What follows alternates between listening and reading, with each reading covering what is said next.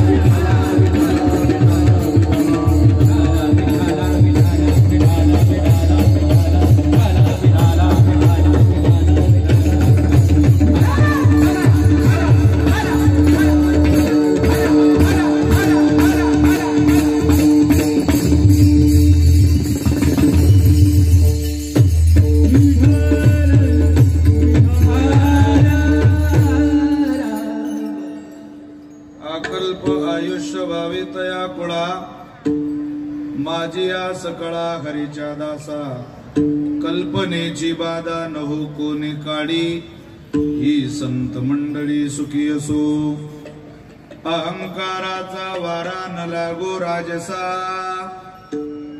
माझी या विष्णुदासा भाविकासी कल्पनेची बाधा न हो कोणी काढी ही संत मंडळी सुखी असो नामा मने तया असावे कल्याण ज्या मुखी निदान पांडुरंग कल्पनेची बाधा न हो कोणी काळी ही संत मंडळी सुखी असो नमो ज्ञानेश्वरा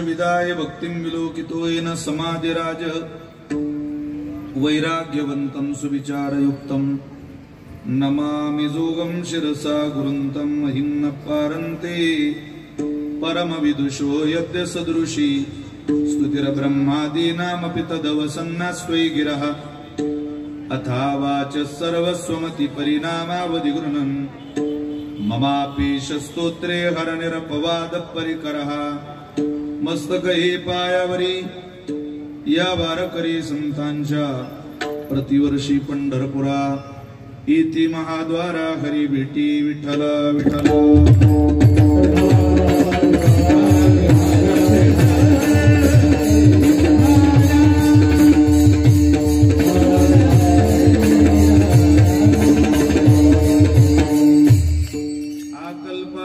भावितया कुळा माझिया सकळा हरीच्या दासा कल्पनेची बाधा न हो कोणी काढी ही संत मंडळी सुखी असो संप्राप्त कीर्तन रूपी सेवेकरिता निवडलेला अभंग संत श्रेष्ठ भक्तराज शिरोमणी प्रेम शिरोमणी नामदेवरायांना स्वहस्ते ज्ञानोबारायांनी जी पदवी बहाल केली ज्ञानदेव म्हणे तू भक्तराज शिरोमणी अशी संत शिरोमणी नामदेव महाराजांचा हरिदासा करता हरिभक्ता करता भगवंताला आशीर्वाद मागणारा अभंग म्हणा किंवा हरिदासाला आशीर्वाद देणारा अभंग म्हणा सेवेकरता निवडलाय विठ्ठल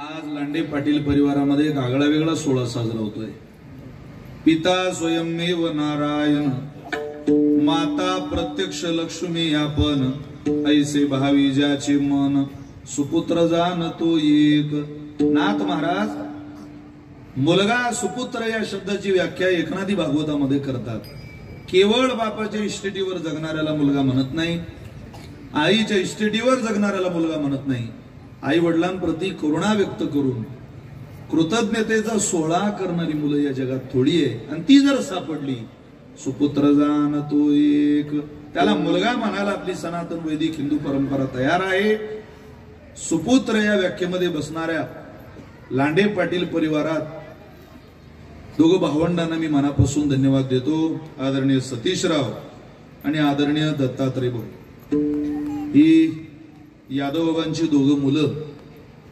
यादवराव रघुनाथराव लांडे पाटील तद्वत मातोश्री प्रयागाबाई यादवराव लांडे पाटील यांच्या अभिष्ट चिंतन सोहळ्याच्या निमित्ताने सतीशरावांनी आणि दत्तात्रय भाऊंनी दोघी परिवारांनी एकत्रित होऊन कृतज्ञतेचा सोहळा मातृ पितृ पूजनाचा सोहळा इथं आयोजित केला मी मनापासून त्या परिवाराला धन्यवाद देतो प्रणाम करतो उपस्थित संत सज्जन मायबाप गोड या कार्यक्रमाचं नियोजन ज्यांनी केलं आणि मला या कार्यक्रमाचं सादर निमंत्रण ज्यांनी दिलं ज्यांच्या अट्टाहासातनंही सेवा माझ्याकडे आली अशा आदरणीय हरिभक्त परायण श्रद्धेय उत्तम कीर्तनकार अमोलजी महाराज गाडे मी महाराजांना मनापासून धन्यवाद देतो या परिवाराशी असलेला महाराजांचा संबंध, महाराजांचं या गावाशी, या परिसराशी असलेलं नातं आणि त्या ऋणाडू बंधातनं महाराजांना इथं कार्यक्रमाला उपस्थित राहावं लागतंय.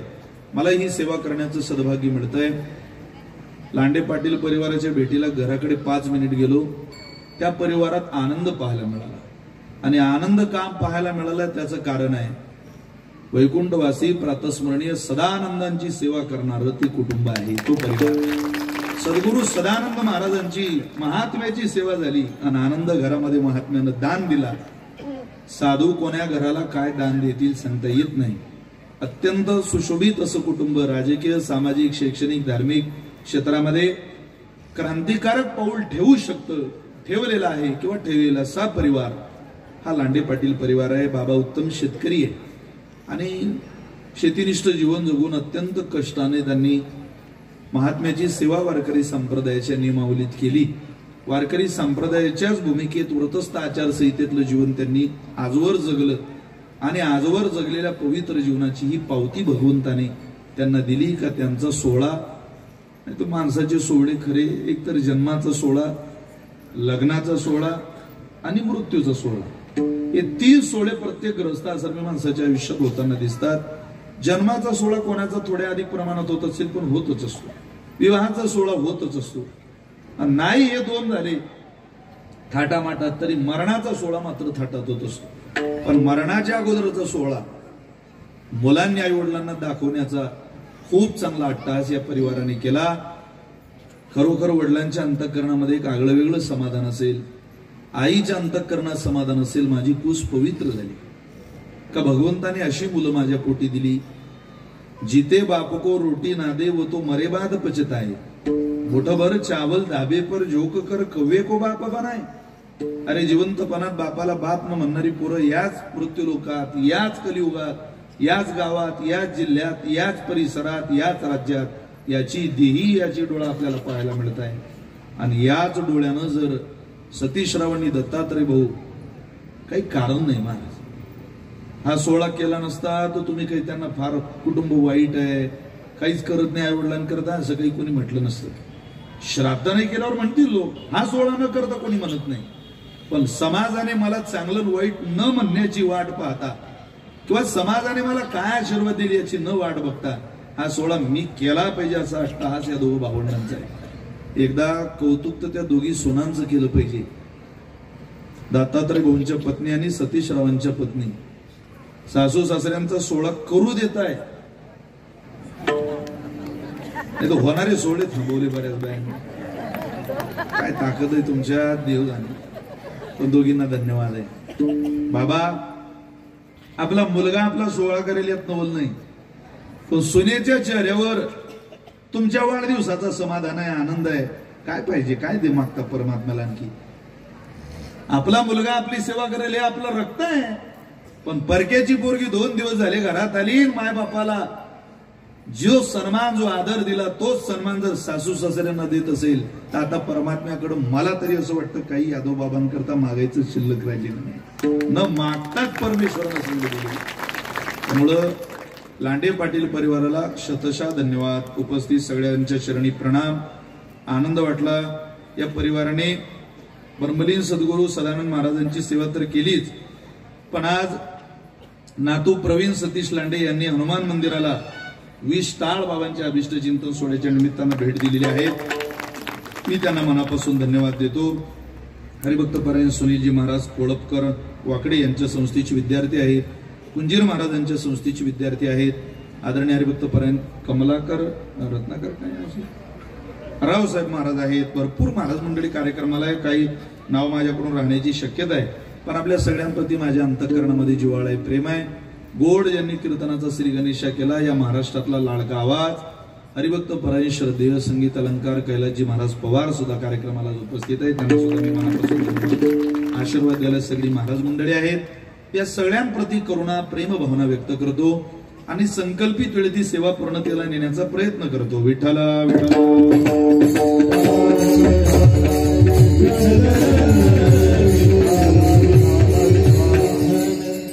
मृदंग साथीला आदरणीय विष्णू महाराज आहेत.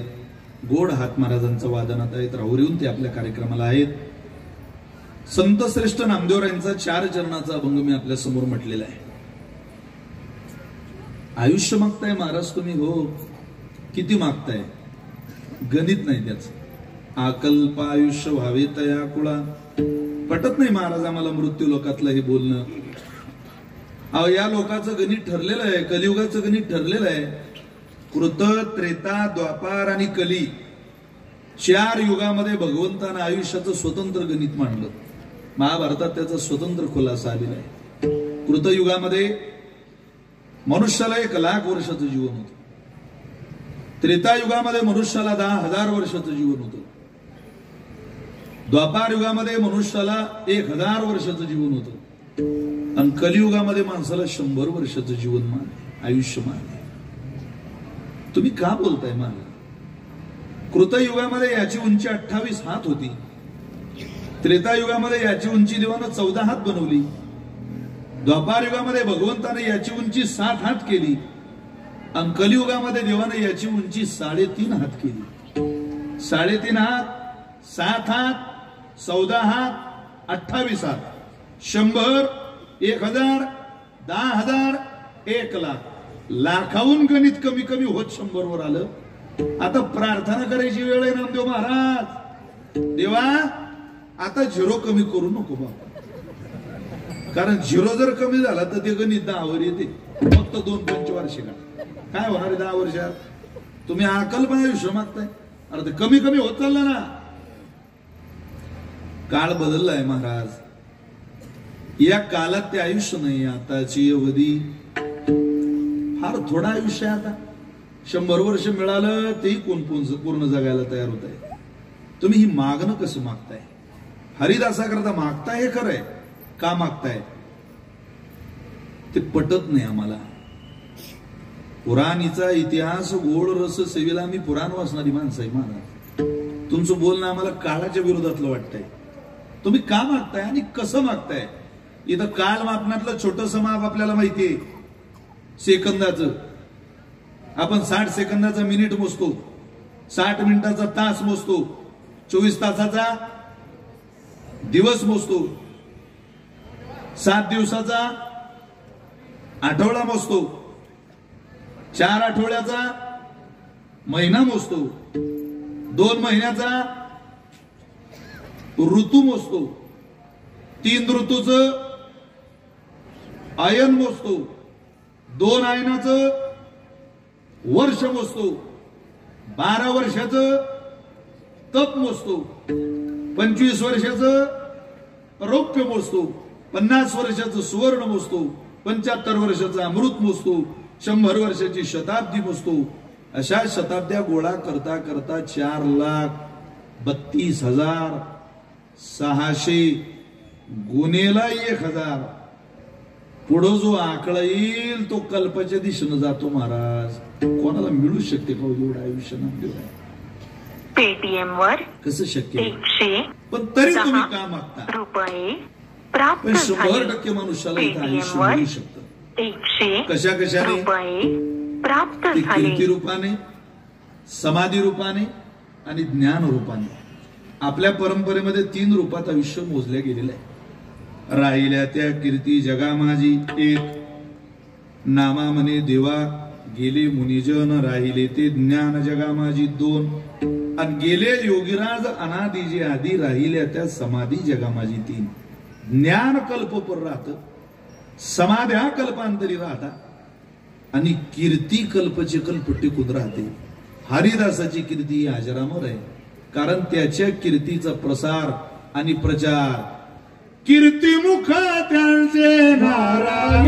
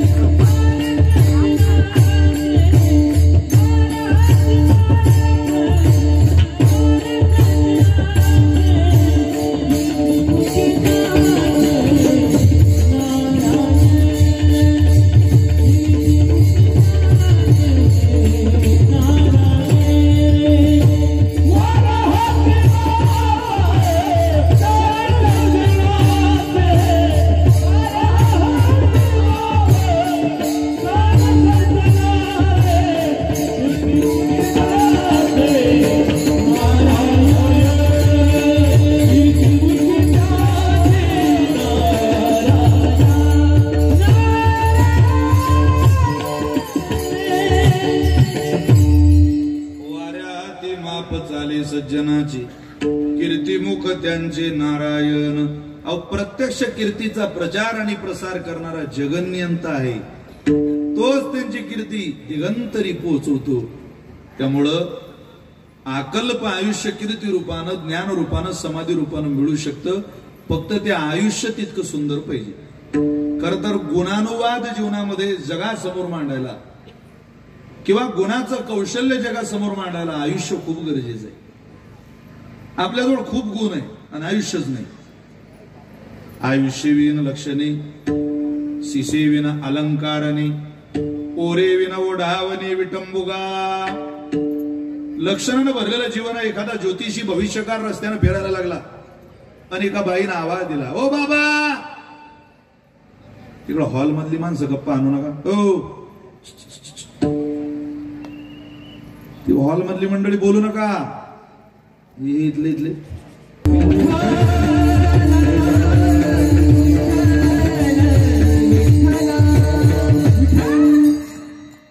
महाराज माझ्या पोराचं भविष्य पहा. दाखवा हात. हात घेतला. वा वा वा बाई, तुझा मुलगा रूपवान आहे ग? हो आहे. कुलवान आहे? वा. शिलवान आहे? धनवानही आहे तो. ती बाई म्हणे महाराज रूपवान, कुलवान, शिलवान राहू द्या, त्याला आयुष्य किती आहे ते सांगा, लक्षण सांगू नका. बाई हुशार होती. बहुतेक श्रीरामपूर तालुक्यातली असली त्याची. तिने ज्ञानेश्वरी बसली असेल. ती म्हणे महाराज लक्षण सांगू नका, आयुष्य सांगा. याला लक्षणानं भरलेलं जीवन आहे, पण वयाच्या 12व्या वर्षात मृत्यू षड्यंत्र नावाचा दोष या पोराच्या आयुष्यात. हे पोरग 12व्या वर्षात मरू शकते. काय करते त्या लक्षणाला? शिसे विना अलंकारने, करोडपती नवरा आहे, भिंती एवढा आरसा केला बायको करता, 2-4 कपाट भरून ठेवले दागिन्यानं, फक्त घालणारीला नाक नाही. काय करता त्या कपाटाला? खूप चांगली श्रीवल्ली दिसायला, पण नाकच नाही. आणि पुष्पा म्हणतो झोके का नाही साला? झोकावंच लागेल पुष्पा, सोपं नाही ते.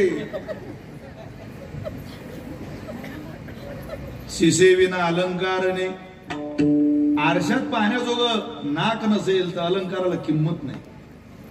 ओरे विना ओढावणे विटंबुगा, वाकडीमध्ये लग्न आहे, पोरगी वाकडीतली, नवरदेव शिर्डीचा आहे. सारं वराड आलं, लोक स्वागताला आले. व पहिली गाडी आली लक्झरी, और चला चला चला चला, गाडी आली गाडी आली गाडी आली, नवरदेव आला नवरदेव आला. त्या गाडीत सगळी रिटायर झालेली माणसं होती. राम राम राम. नवरदेव काय नवरदेव कुठे आहे? ते म्हटले नवरदेव नाही या गाडीत. पण तुम्ही काय झेंडावंदन आहे का? पुढे कशाला आले? नवरदेव मागे. आमची व्यवस्था कुठे येते? म्हातारी म्हटलं. जिल्हा परिषद खोली नंबर 3, मराठी शाळेची खोली उघडली. पहिल्या गाडी, आता टेंटवाले हुशार असतात, पहिल्या गाडी करत्या गाद्या टाकल्या. त्या टेंटच्या गाद्या पाहिले का तुम्ही? बापा बापा बापा. अनेक साधू संतांच्या पदस्पर्शानं पुनीत झालेल्या गाद्या असतात त्या टेंटवाल्यांना टाकल्या. बरं डाग मोजता येत नाही त्या गादीवर, ही त्याच्यावर बसले वाजवून. दुसरी गाडी आली, सगळ्या महामाया. महामाया नाही काय ते, वर माया. चला चला चला चला, पुढे धावत गेली माणसं. या ताई नवरदेव, नवरदेव नाही गाडी या. 4 नंबरची खोली उघडा. 3 नंबर 4 नंबरची खोली उघडली. तो लग्नातला चिवडा जर तुम्ही पाहला इमानदारीनं, तर त्या लग्नातल्या चिवड्यात भाग्यवानाने शेंगदाणा सापडते. ज्याचं भाग्य उदयाला आलं, पेटीएम वर हळद लावेल पोहे असतं ते. 70 कबीर महाराज त्या लग्नाला प्राप्त आले झाले. वाकडी. आणि कबीर महाराजांनी ते पाहुण्यांचे हाल पाहिले. अरे राम राम राम राम राम. पाहो लॉन्स मध्ये आले आणि पाहुण्यांची किंमत झाली नाही. तेवढ्यात नवरदेवाची गाडी आली. आळदा पडदा सब छोड़ दे बिन पड़दे की बात, और दुल्हन को दूल्हा मिले तो फिकी पडी बारात. नवऱ्या मुलीला नवरदेव भेटला तेव्हा किंमत. दागिने घालणारीला नाक असलं तेव्हा किंमत, लक्षणानं भरलेल्या जीवनाला आयुष्य असलं तेव्हा किंमत. अरे फुल नाही ती वेली कशी, लोभी नाही ती वेश्या कशी, चतुर नाही तो व्यापारी कसा, अंतःकरणात दया नाही तो साधू कसा, आणि मानवी नरदेह घेऊन गुणानं भरलेलं जीवन जगत असताना परमार्थिक साधनेत आयुष्य भगवंताच्या चरणी घालत नाही तो देह कसा. भक्ती विना पाशो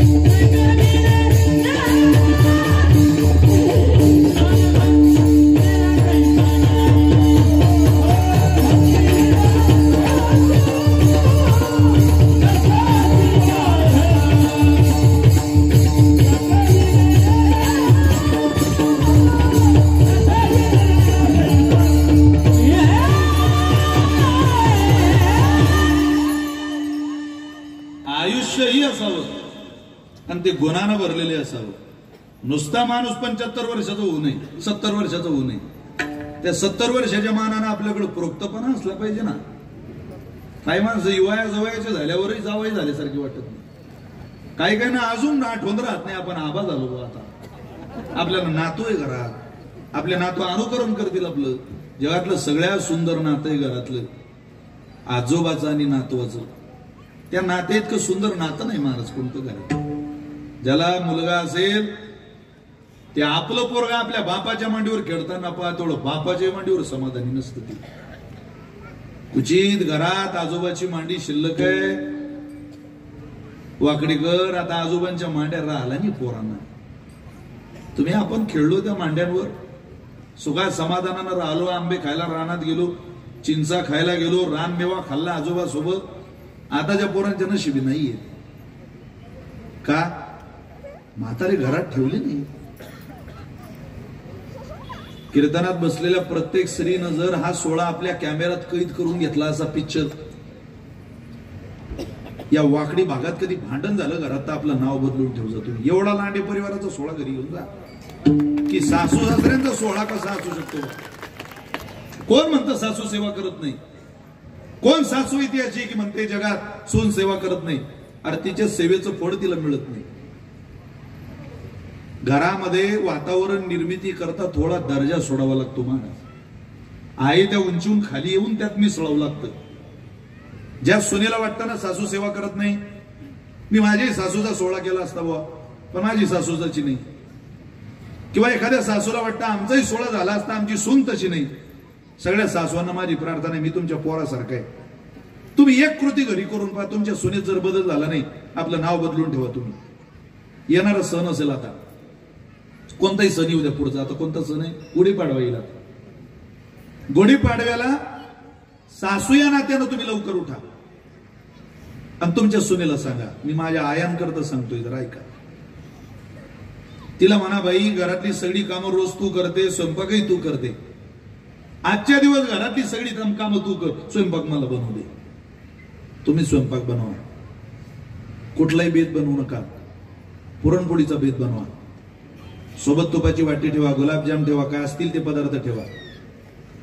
माझी विनंती तुम्हाला, ज्या वेळेला तुम्ही तुमच्या मुलाचं, तुमच्या मालकाचं पुरणपोळीनं सजवलेलं ताट बनवाल, त्यावेळेला तुम्हाला कितीही शरम वाटली, किती कमीपणा वाटला तरी एकदा तुमच्या लाडक्या सुनेचं ताट बनवा आणि तिला आवाज द्या, बाई रोज तू आम्हाला जीव घालते गरम गरम, आज 2 घास तू खाऊन घे. म्हणा, काही होत नाही. आपल्या नातवांच्या भविष्याकरता एवढं करू शकतो आपण. तुम्ही गरम गरम पुरणपोळी तिच्या पुढे नेऊन ठेवा. बाई तुला खावंच लागेल माझ्या आजची पुरणपोळी, सांग कशी झाली.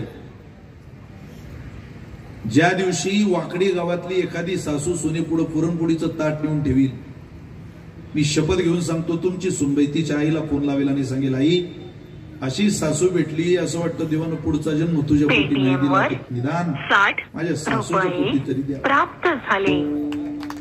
अरे नाही देणार रोज पुरणपोळी तुम्हाला, पण गरम भाकरी तुमच्या समोर आणून घातल्याशिवाय राहणार नाही. घरातून आदर मिळवायला घरातल्यांचा आदर करावा लागतो महाराज.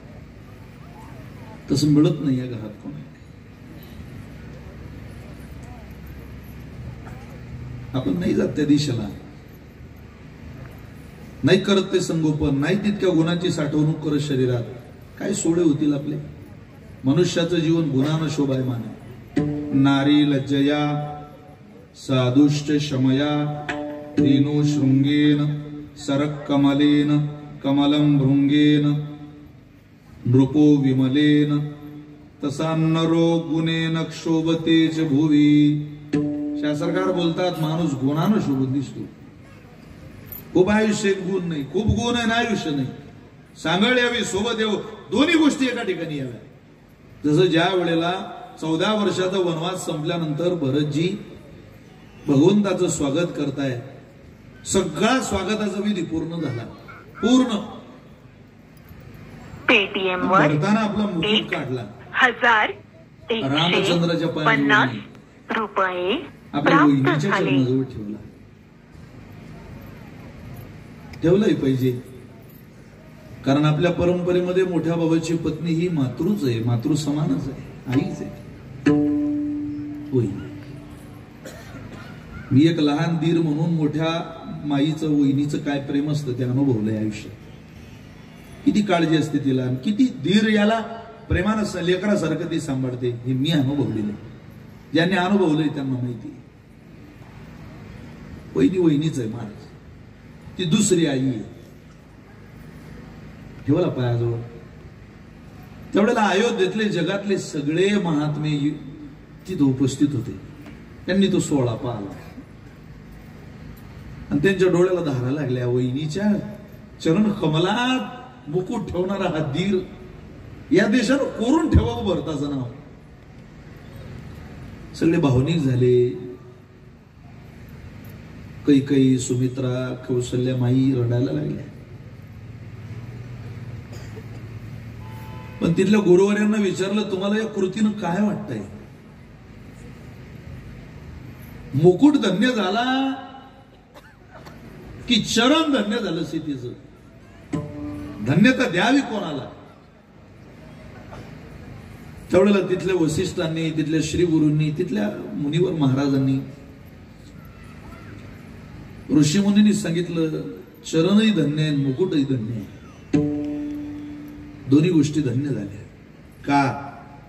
कारण हे चरणही सामान्य नाही आणि हा मुकुटही सामान्य नाही.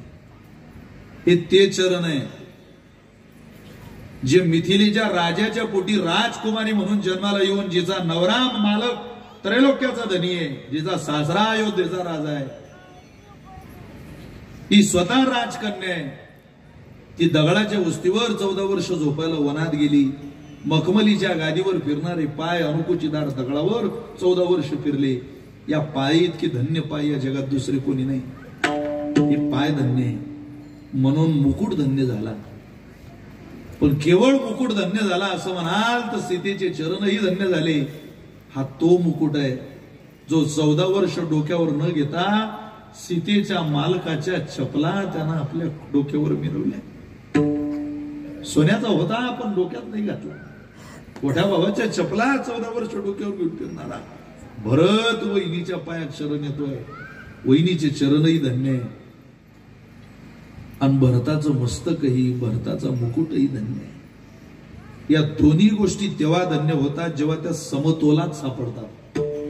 तेव्हा आयुष्य तेव्हा धन्य होतं ते गुणात सापडतं आणि गुण तेव्हा धन्य होतात जेव्हा ते आयुष्यात सापडतात.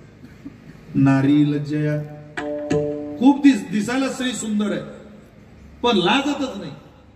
अरे दिसायला सुंदर तर वेश्याही असते, देह विक्रीचं काम करणारी बाई, म्हणून तिला जगात मान नाही ना.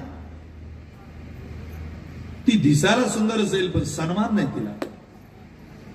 सन्मान तिला आहे जी लाजत आपलं सौंदर्य सांभाळते. नारी लज्जया. प्रतिभाताई पाटील ज्यावेळेला राष्ट्रपती झाल्यानंतर अमेरिकेला गेला त्यावेळेला हा महाराष्ट्र प्रतिभाताईंकडे गौरवानं पाहत होता.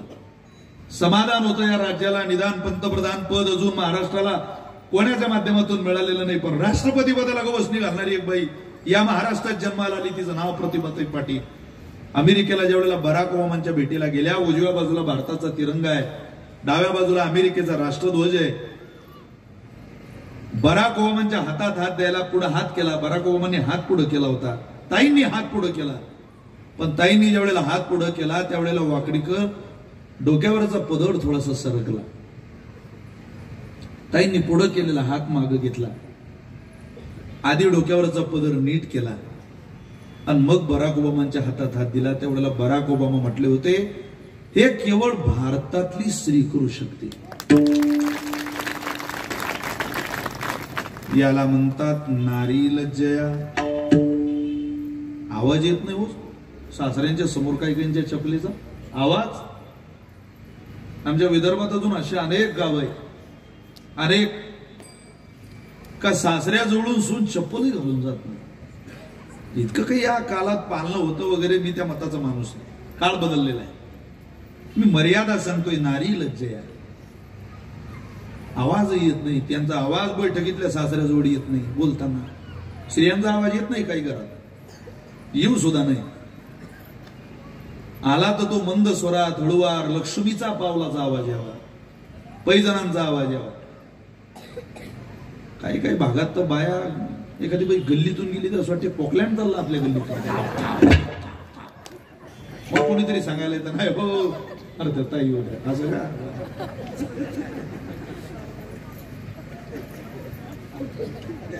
नारी लज्जया. नारीचं जीवन गुणानं शोभू नये पण तिच्या लाजण्याच्या. नृपो विमलेन. राजा शोभू नये पण त्याच्या विमलतेनं. सरक कमलेन. सरोवर शोभू नये पण कमळानं. कमलम भृंगेन. कमळ फुल शोभू नये पण त्याच्यावर असलेल्या भृंग्यांनी. धेनू शृंगेन. गाय शोभू नये पण तिच्या शिंगांनी. तसा नरो गुणेन. तसं यादव बाबांचं जीवन शोभू नये त्यांच्या गुणांनी. तसं सोळा होत नाही महाराज. नरो गुणेन. ज्या नराचा ज्या माणसाचा सोळा त्याच्या हयातीत झाला समजावं ते शरीर गुणानं भरलेलं आहे. आणि काय गुण आहे व त्यांचा? ते दास आहे. कोणाचे दास आहे? हरिदास आहे. ते हरिदास असल्यामुळं गुणानं भरलेलं जीवन आहे. आणि हरिदास या गुणानं भरलेल्या जीवनाला काही काळ नको देवा.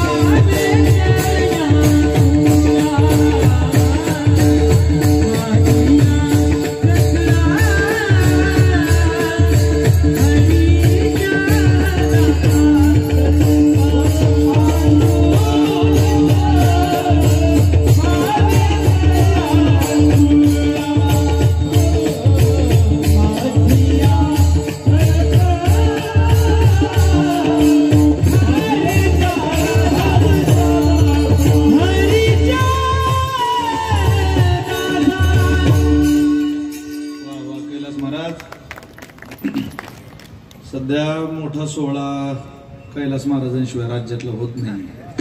जसं पवाराशिवाय सरकार स्थापन होत नाही. कोणाचंही होत पवार लागतात. महाविकास आघाडीचं हो नाही तर महायुतीचं हो, कैलास महाराज पवार लागतातच. कैलास महाराजांचा आवाज मुळातच गोड आहे, साधन आहे त्यांच्या आयुष्यात. अकल्प आयुष्य व्हावी तया कुळा. अकल्प आयुष्य, कल्पचे कल्प टिकून राहिलीत का आयुष्य, त्या लांडे पाटील कुळाला मिळालं पाहिजे देवा. अरे इतकं सुशोभित कुटुंब ज्या महात्म्याने केलं त्या कुळाला आशीर्वाद दे देवा तुझा. आयुर्विद्या यशो बलम दे तू. आयुष्य, विद्या, बल, यश हे मागण्यानं मिळत असतं, पण आपण मागण्यानं नाही, संतांनी आपल्याकडे मागितलं तेव्हा मिळत असतं. देव कोणालाही देत नाही, आयुष्य देत नाही, विद्या यशो बलम बल देत नाही, यश देत नाही. त्यामुळं मागा, पण आपण नाही. आपण इतकी सेवा करा, इतकी सेवा करा की आपण ज्या पदावरती गेलो त्या पदावर गेल्यावर साधू संतांनी म्हटलं पाहिजे यांना आयुष्याचं दान द्या, अकल्प आयुष्य द्या यांना. हे आमच्या गावातलं उत्तम कुटुंब आहे.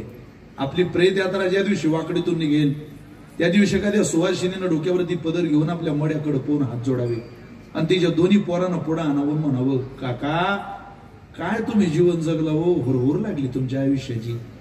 तुम्ही ना नातेवाईक आमचे, तुम्ही ना जातीचे आमचे, तुम्ही ना सोयरे आमचे, पण तुम्ही गावातून गेल्यानंतर असं वाटायला लागलं आमच्या गावातला देव गेला हो. काका परत या गावाला गरज आहे काका. एक दारूचं दुकान तुम्ही चालू दिलं नाही काका तुमच्या हयाती. एकही गावातला वाद पोलीस स्टेशनला जाऊ दिला नाही काका. काका गावातल्या एखाद्या तरण्या पोरीकडं वाकड्या नजरेनं पाहायची दानत कोणाची झाली नाही. आपल्या गावात वाद झाला काका असं कधी ऐकलं नाही. कोणाचं जागेवरून, बांधावरून, जमिनीवरून भांडण झालं काका. दोन भावांच्या वादात तुम्ही शिरावून दोघं भावांना मारावं आणि दोघांना समजून एका ठिकाणी बसावं, ही नैतिकता आयुष्यात तुम्ही जोपासली. तुम्ही नरकात जाणार नाही हो काका, तुम्ही स्वर्गात गेल्याशिवाय राहणार नाही काका. असं कोणीतरी आपल्या मड्यामागं म्हटलं की काही वाट पाहू नका, आपल्याला स्वर्ग मिळेल का, वैकुंठ मिळेल का. ही स्वर्गाची व्याख्या आहे, हीच आपल्या आयुष्याची पावती, आज आपल्या आयुष्याचा दाखला आहे. कुटुंब चालवण्याकरता कुटुंबाला अनेक कुटुंब प्रमुखाला धजा खाव्या लागतात जीवनात. मी वैकुंठवासी प्रल्हाद बुवांचा दृष्टांत हजारदा सांगितला आहेच तितकं गोड. कशाला म्हणता कुटुंब प्रमुख, त्याला मार्ग काढता आला पाहिजे.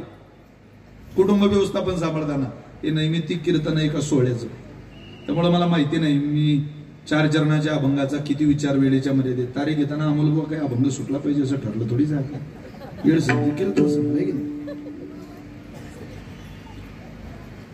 कुटुंब प्रमुख कशाला म्हणतात, कसा मार्ग काढावा लागतो. जी जी मोठी घर आहे त्या घराचा कुटुंब प्रमुख फार हुशार असावा लागतो. आजही काही घरं अशी आहेत इथं 4-4, 5-5 सुना एकत्रित राहतात, पण वाद नाही, भांडण नाही. काही काहीला एकच पोरग आहे, तेही नीट धडाचं नाही. त्याची सून त्याचं ऐकत नाही, त्याची बायको त्याचं ऐकत नाही, पोरग बापाचं ऐकत नाही, पोराची मुलं पोराचं ऐकत नाही. मोठी घरं उलट चांगली, मोठ्या घरात वाद नाही होत. का, त्या घरात कामं वाटून दिलेली असतात, जबाबदाऱ्या वाटून दिलेल्या असतात. 3 जणांचं कुटुंब, 3 सुना एकत्रित, 3 मुलं एकत्रित, 3 परिवार, मोठा परिवार, आई वडील. त्या सुनांना कामं वाटून दिलेली होती. काय काय वाटून दिलेले होते, काय नाही. लहानीनं स्वयंपाक करावा, मधलीनं धुणी भांडी करावी, अनमोठीनं शेताला जावं. कुटुंब प्रमुख सांगतोय तुम्हाला, नायक कशाला म्हणतात, वाटून दिलेली काम. वाद नाही, भांडण नाही. एक दिवस लहानी सून स्वयंपाकाला लागली. भाजी तिनं बनवायला घातली, सगळे पदार्थ भाजीत घातले. भाजी उकळायला लागली, शिजायला लागली. तेवढ्यात तिला तिच्या मैत्रिणीचा फोन आला. ती म्हटली लवकर तुम्हाला भेटायला ये, मला महत्वाचं तुझ्याशी काम आहे. आता ही म्हणे तिला भेटायला गेली तर भाजीत मीठ घालायचं बाकी. बरं भाजीत मीठ घातलं तर ती निघून जाईल. काय करू, कारण भाजीत लगेच मीठ घालता येत नाही. भाजीत मीठ घालायची एक ठरलेली वेळ आहे. ती भाजी शिजायला आली, उकळायला आली, महाराष्ट्रीयन भाषेत भाजीला गतका आला की भाजीत मीठ घातलं. खरं आहे की नाही? खरं आहे की नाही? तुमच्या घरी बाया आहे का स्वयंपाकाला? हो की नाही तर सांगा. खरं आहे. लवकर भाजीत मीठ घालता येत नाही. का? कारण मीठ हा क्षारयुक्त पदार्थ आहे. लवकर घातलं तर भाजी शिजत नाही लवकर. म्हणून भाजीत शिजल्यावर गतका आल्यावर मीठ घालायचं. तसं मी हे सांगायचे 200 रुपये घेत असतो. जाऊ द्या आता बाबांचा अभिष्ट असेल तर सोडा. नुसते 200 नाही बरं का, मानशी 200. चला विनोदाचा भाग सोडा. उकळायला आली भाजी, उकळायला भाजी यायला अजून वेळ आहे. मी भाजीत मीठ घातलं तर भाजी शिजणार नाही. काय करू? ती तिच्यापेक्षा मोठीकडे गेली, मधलीकडे, आणि म्हणते ताई तर मला माझ्या मैत्रिणीला भेटायला जायचं, जरा भाजीत मीठ घाला तुम्ही, बरोबर होईल जरा. माझं भाजी शिजायला आली की सगळं घातलंय मी, फक्त मीठ घाला. ती म्हणे मी तुझ्यापेक्षा मोठी, तू तोऱ्यात मला सांगायला आली भाजीत मीठ घाला. लाज वाटते काय तुला? निघेतून, आपल्याकडून ते जमणार नाही. तुझं काम तू कर, चल मीठ घाल. ती म्हणे ही काय आपलं काम करणार नाही. ती तिच्यापेक्षा मोठीकडे गेली. ताई काय ग, मला माझ्या मैत्रिणीला भेटायला जायचंय, जरा तेवढं भाजीत मीठ घातलं तर बरं होईल तुम्ही. ती म्हणे तुझ्या भाजीत मी मीठ घालू? अगं तुम्ही दोघी नव्हत्या तेव्हा मी सासू सासऱ्यांचं करायचे, घरातलंही करायचे, शेतालाही जायचे, आणि तुम्हाला सांगायला आली? हे मोठीच्या जवळ पाठच असतं माणूस. करावंच लागतं त्यात. ती मला सांगायला आली तू भाजीत मीठ, चल तू घाल तुझ्या भाजीत मीठ. ती म्हणे हे काय आपलं काम करणार नाही. ती हायकमांडकडे गेली. आते आते ती भाजी मी शिजायला घातली, फक्त मीठ घालायचं बाकी. आत्या नाही म्हणू नका, आत्या तेवढं काम तुम्ही करा मिठाचं. ती म्हणे मी भाजीत आणि मीठ ती मी तू बनवलेल्या, एवढं शिकवलं वाटते तुझ्या आई वडिलांनी तुला? अगं होत नाही काम तर कशाला लवकर लग्न केलं? काम तर शिकून घ्यायचे. लवकर उठत सकाळी, काम उरकत नाही. लाज नाही वाटत? सासूला काम सांगते मी भाजीत मीठ घालू. ऐकलं का दोघींनी? मला म्हणते. आता दोन्ही बाहेर गेले, तिचं कोण ऐकणार? ती म्हणे राहू द्या राहू द्या. ती सोन भाजी जवळ आली, 5 मिनिटं शिल्लक थांबली. ती म्हणे कोणीच आपलं काम करणार नाही, आपणच करू. भाजीला गतका आला, तिनं भाजीत मीठ घातलं आणि मैत्रिणीला भेटायला निघून गेली. ती मैत्रिणीकडे गेल्यावर ती मधली म्हणे आपण भाजीत मीठ घालायला पाहिजे होतं. काय एवढंसं काम आहे? बरणी घेणं आणि भाजीत मीठ घालणं काय लय कष्ट लागतात का त्याला? पण लयच बोलला पण अशा आपलं घर कसं टिकेल. जाऊ द्या घालून देऊ मीठ. ती मोठी म्हणे हेच काम जर मला माझ्या लहान्या बहिणीने सांगितलं असतं तर मला करावंच लागलं असतं की नाही. कारण आपण लयच रागवलो गड्या तिला. आज त्या मोठीनंही बरणी घेतली, भाजीत मीठ घातलं. सासू म्हणे वय लहान आहे, सगळे तर काम करते, रात्री माझी पाय चिपून दिले अर्धा तास. नुसतं मीठ घालणं काय लय कष्टाचं होतं का? आपलं चुकलंच बरं का तेवढं, चला घालूच. सासूनही ते भाजीत मीठ घालायचं पवित्र काम केलंच बुवा.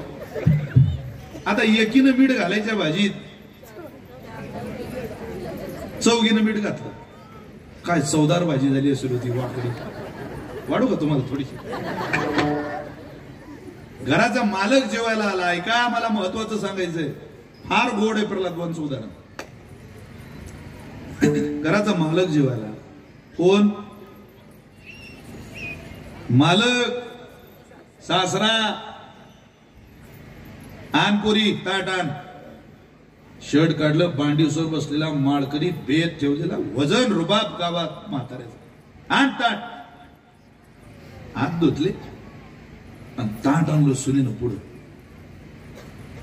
वसुदेव केला आणि पहिला घास घेतला. घास घेता बरोबर लक्षात आलं, बापा बापा इतकं मीठ. पण या नाराज होती ना आता. पोरी अरे दही आहे का घरात? आहे ना बाबा, आण बरं वाटी बरं. सून गेली, फ्रीज उघडलं, वाटीभर दही घेतलं, सासऱ्याकडे आणलं.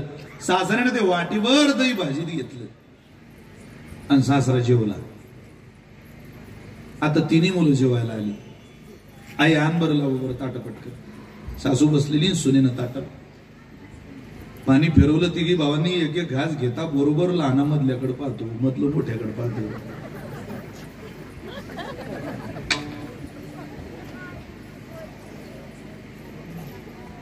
खाल्ली झाली. आई बाबा जेवले? जेवले म्हणे. काय खाल्लं ग? हेच हे म्हणे. भाऊ पण तुझा बाप कधी दही मागत नाही, आज तुझ्या बापानं भाजीत वाटीभर दही घातलं रे पोरं. आई सांगते, आई 3 वाट्या सांग दह्याच्या. 3 वाट्या दह्याच्या आणल्या आणि त्या 3ही वाट्या वाटी वाटी दही पोरांनी भाजीमध्ये घातली. मुलं जेवली. आता जेवायला बसल्या. कल्पना, माधुरी, ऐश्वर्या, जया बच्चन सगळे जेवायला बसले. आणि मग पहिला घास घेतला तेव्हा यांच्या लक्षात आलं, ताई मीठ जरा जास्तच लागतं. ती म्हणे हा मी घातलं होतं थोडं. मोठ्या ताई ती म्हणे मी घातलं. सासू म्हणे मग मला सांगितलं तर असतं, मी घातलं थोडं. असं काय? उदाहरण संपलंय. मला सांगायचं हे, उकरड्यावर फेकून द्यायच्या लायकीची भाजी झाली ना राव श्रीरामपूर तालुक्यातल्या भक्तांनो. पण त्या घरात भांडण नाही हो झालं, वाद नाही झाला. हीच भाजी जर तुमच्या माझ्या सारख्याच्या घरी झाली असती तर आपण किती वादंग केलं असतं, ध्यानात ठेवा. पण उकरड्यावर फेकून द्यायच्या लायकीची भाजी होऊन सुद्धा त्या घरात वाद होत नाही. याला कारण काय? त्याचं कारण एकमेव, त्या घराचा कुटुंब प्रमुख असलेला सासरा भाजीत दही घालतो, हे त्याचं प्रमुख कारण आहे. ध्यानात ठेवा. ज्या घराच्या मालकाला भाजीत दही घालता आलं त्याला कुटुंब सांभाळतात. कुटुंब प्रमुख, कुटुंबाचा नायक होणं इतकं सोपं नाही. जर हे सगळे गुण त्या कुटुंब प्रमुखाकडे असतील तर निश्चितच ही प्रार्थना केली पाहिजे, अकल्प आयुष्य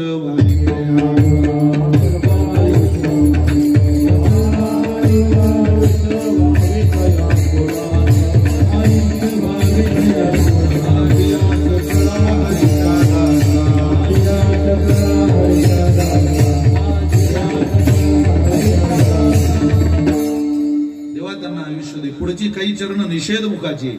कल्पनेची बाधा न हो कोणे काळी, ही संत मंडळी सुखी असो. त्यांना कल्पनेची बाधा होऊ दे नको. विविधांगी कल्पना जी अविद्या कल्पना तेने झाला जीव, जी नसलेला दाखवते असलेला लपवते, होऊ देऊ नको. एकदा मनुष्याला बाधा झाली की ती मस्ती उतरत नाही बाधेची, आणि परमार्थापासून आपल्याला भगवंताच्या चरण कमलापासून आपल्याला लांब लांब लांब लांब लांब लांब घेऊन जाते. होऊ देऊ नको. कल्पनेची बाधा न हो कोणी काळी, ही संत मंडळी सुखी असो. सुख मिळावं ही अपेक्षा असेल तर ती यांना दे, कोणाला देऊ नको देवा. साधू संतांनी केलेली प्रार्थना खरी सुखाची. कोणाला वाटतो माझं लागी दुःख व्हावे, सुखम सर्वस्मयी रोचते हिताय. शास्त्रकार बोलतात, एक माणूस असा नाही अवनीताला भरता की त्याला सुख आवडत नाही. किती आवडतं? अरे पुत्रो जनन्ये प्राणनाथंच पत्ने भार्या गौतम पत्ते सत्यम च सते मध्यम मध्यपाय देवोपी भक्ताय सुखम सर्वस्मयी रोचते हिताय. नवऱ्याला जितकी बायको आवडते, मुलाला आईला जितका मुलगा आवडतो, माऊलीला जितकं स्वतःचं गणगोत आवडतं, नवऱ्याला जितकं बायकोचं गणगोत आवडतं, दारू पिणाऱ्याला जितकी दारू आवडते, संतांना जितकं सत्य आवडतं, तिथं इथल्या निर्बुद्धातल्या निर्बुद्ध माणसाला सुख आवडतं. शास्त्रकार म्हणतात सुखम सर्वस्मयी रोचते हिताय. पण मिळत नाही ती सगळ्यांना. शूरस्य दारा निशिता दुरत्यया दुर्गम पथ कवय वदंती. नावी दादाने पाजवलेल्या वस्ताऱ्यावर चालणं जितकं कठीण आहे वाकडीकर, तितकं मानवी नरद्या सुख मिळवणं कठीण आहे. हे दिसतं फक्त सुख, सुख बिग नसतं यात. सुख हा आनंदाचा सोहळा आहे. सुख कशाला म्हणता हे यादव बाबाच्या अंतःकरणात शिरून पाहावं लागेल. पोराचं सुख कशाला म्हणता? पोर झाल्यावर सुख नसतं, असे वागले तर पोरांचं सुख होतं. नुसतं पोरांचं सुख नाही, 60,000 पोरं होते सगर राजाला, अख्खी विधानसभेचं मतदान घरात होतं त्याच्या 60,000. पण जडून खाय झाले पोरं. कपिल मुनीच्या आश्रमात त्याच कुळात राजा अंशुमान झाला, त्याच कुळात राजा दिलीप झाला, त्याच कुळात राजा भगीरथ झाला. त्याला गंगामाता मृत्यू लोकात आणावी लागली आणि पोरांचं भलं करावं लागलं. बापालाच कष्ट करावी लागले मान. आजही काही घर असे ज्या घरातला बाप 5ला उठतो आणि पोरगा 8ला उठतो. तुम्ही मरेपर्यंत कष्ट. मुस्लिम समाजात 300 रुपये कमाईच्या पोराची भंगार विकून ती पोरग उंबरठा ओलांडून घरात आल्यानंतर त्याच्या आईला विचारतो, अम्माजान अब्बाजानने कुछ खाया? 300 रुपये दिवसाला ज्याची कमाई आहे लोखंड विकून, तो बापाबद्दल विचारतो, माझ्या बापानं काही खाल्लं का? अरे करोडो रुपयाच्या जमिनी ज्या बापानं आपल्या नावावर करून दिल्या. कोण्या मुस्लिम समाजातल्या माणसाच्या जमिनी प्रॉपर्ट्या फार गडगंजे बोटावर मोजण्या इतके सोडले तर नाही. पण 300 रुपये कमाईवाला सुद्धा बापाला विचारतो आणि 3 कोटी रुपयाची जमीन फुकटात बापाच्या नावावरून आपल्या नावाचा उतारा झाला तरी त्याला माझा बाप काही जेवला काय, त्यानं काही खाल्लं काही विचारायची दानत राहिलेली नाही. काय सांगता लोकांना? सब चुतो की बाजार में पत्रों का व्यापार चल रहा दुनिया में. सगळी फसवणूक चालू आहे. लोकांना असं वाटतं आमचं बरं चाललंय. अरे ज्या घरात आई वडिलांचा आशीर्वाद आहे ते घर नाही, ते घर मंदिर आहे. ज्या घरात आई वडिलांचा आशीर्वाद नाही ते घर स्मशान आहे. स्मशान ध्यानात ठेवा. आशीर्वाद असलेलं घर मंदिर आणि आशीर्वाद नसलेलं घर स्मशान आहे. ते सुखी असले पाहिजे देवा.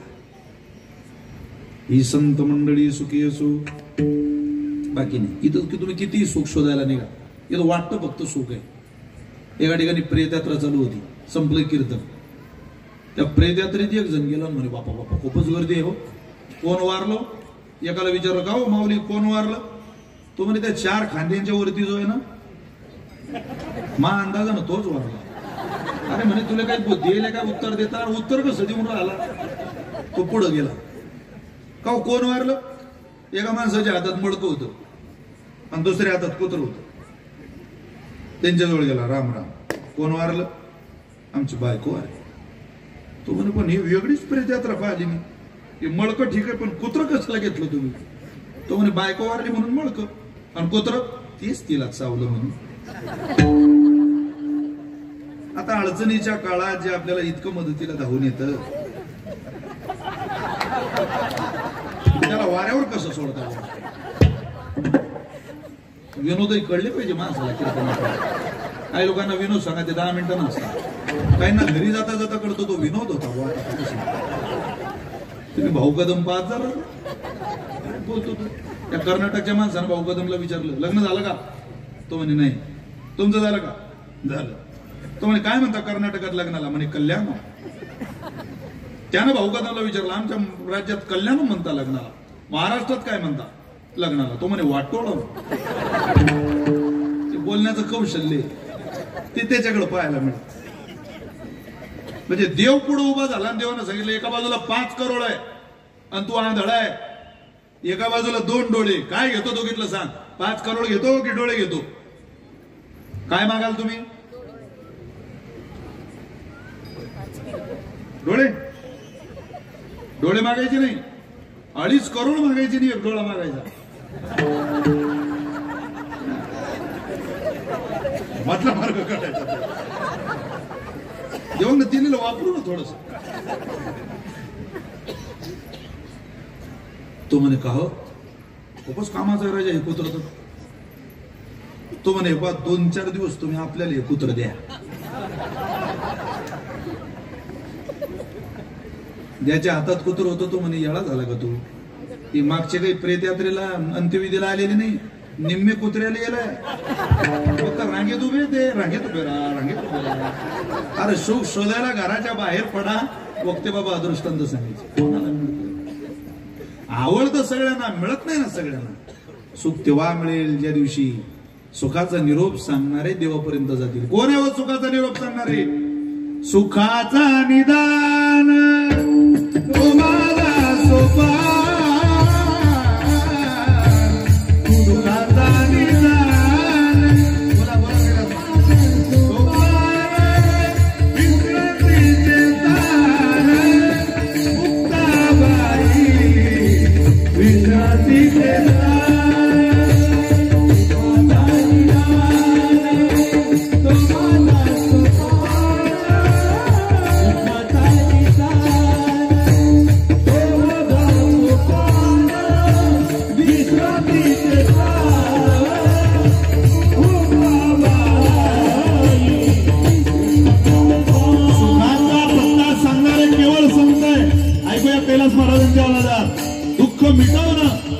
सुखापर्यंत नेणं.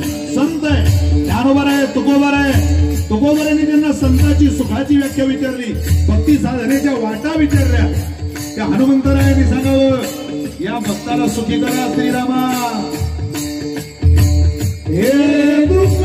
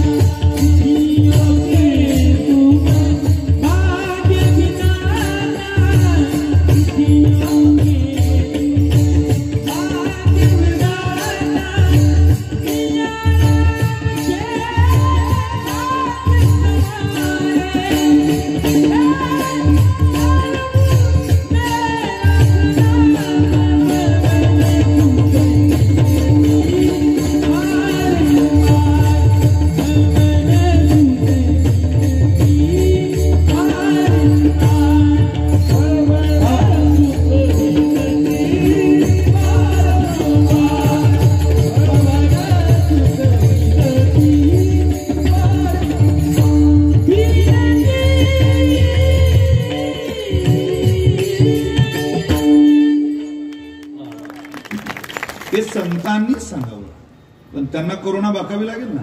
म्हणून ही संत मंडळी सुखी असो. नामदेवरायांनी सांगावं, लांडी परिवारला सुखी ठेवू, तुम्ही मी नाही. अहंकाराचा वारा देऊ नको त्यांना, दंभो दर्पो अभिमानश्य हे देऊ नको. अहंकाराचा वारा न लागो राजेसा, माझी या विष्णुदासा भाविकासी. काय होऊ दे बाबा, नामामध्ये तया असावे कल्याण. त्या कुटुंबाचं कल्याण होऊ दे. परिवाराचा दुसराही सोहळा आहे, त्यांचा विधिवत कार्यक्रम आहे, त्यामुळे आपल्याला अगदी वेळीत कीर्तन सेवा वापरायची. नामा मने तया असावे कल्याण, ज्या मुखी निदान पांडुरंग. ज्याच्या मुखात पांडुरंग परमात्म्याचं भजन आहे त्याचं भलं होऊ दे. आणि त्याचं जर भलं होत असेल तर ते दुसरं कोणतं तरी कुटुंब आमच्या नजरेला आज येत नाही. आमच्या कुटुंबाला, आमच्या नजरेला येणारं आज एकच कुटुंब आहे, एकच परिवार आहे, तो म्हणजे यादवबाबांचा परिवार. यादवबाबांच्या प्रयागाबाईंच्या अभिष्ट चिंतन सोहळ्याच्या निमित्तानं जो सोहळा इथं सतीशरावांनी, दत्तात्रयरावांनी आयोजित केला, त्या सोहळ्याचं हेच फळ आहे. आकल्पाय विश्वावितया कुळा, माझी या सकळा हरीच्या दासा.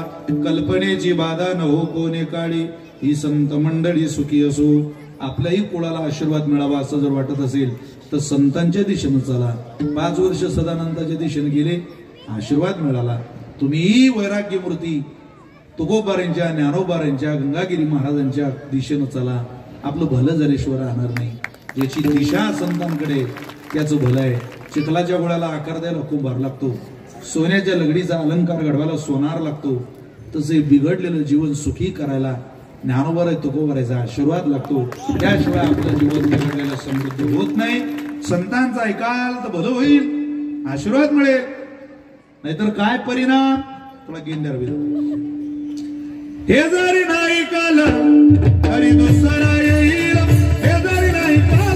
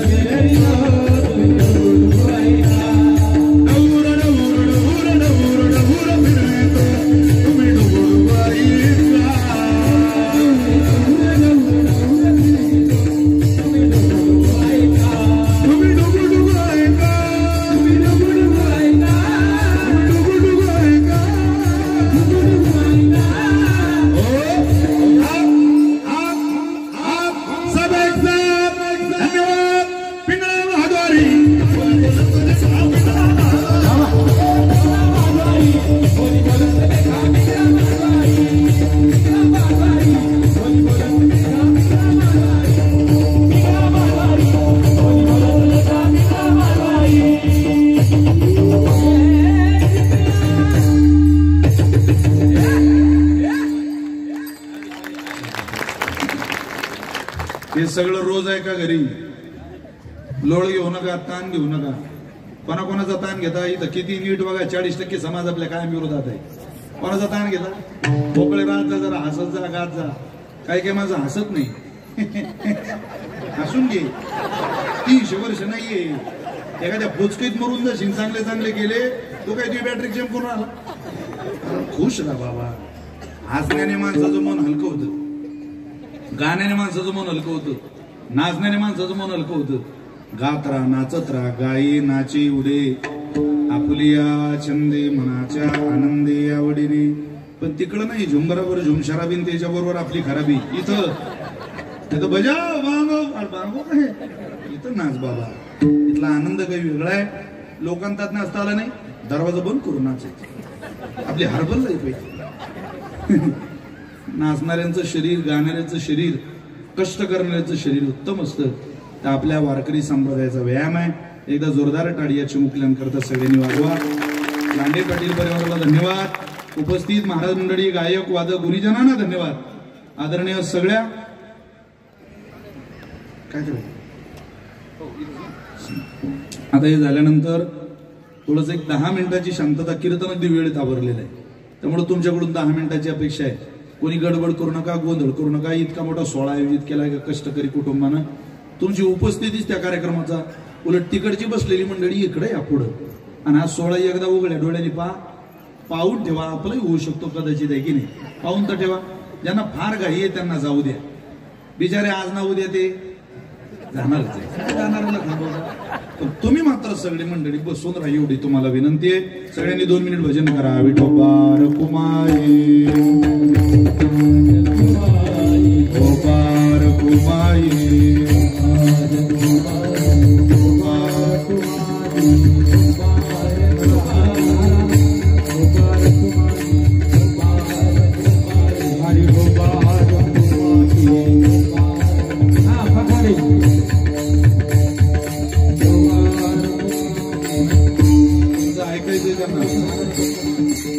मुरली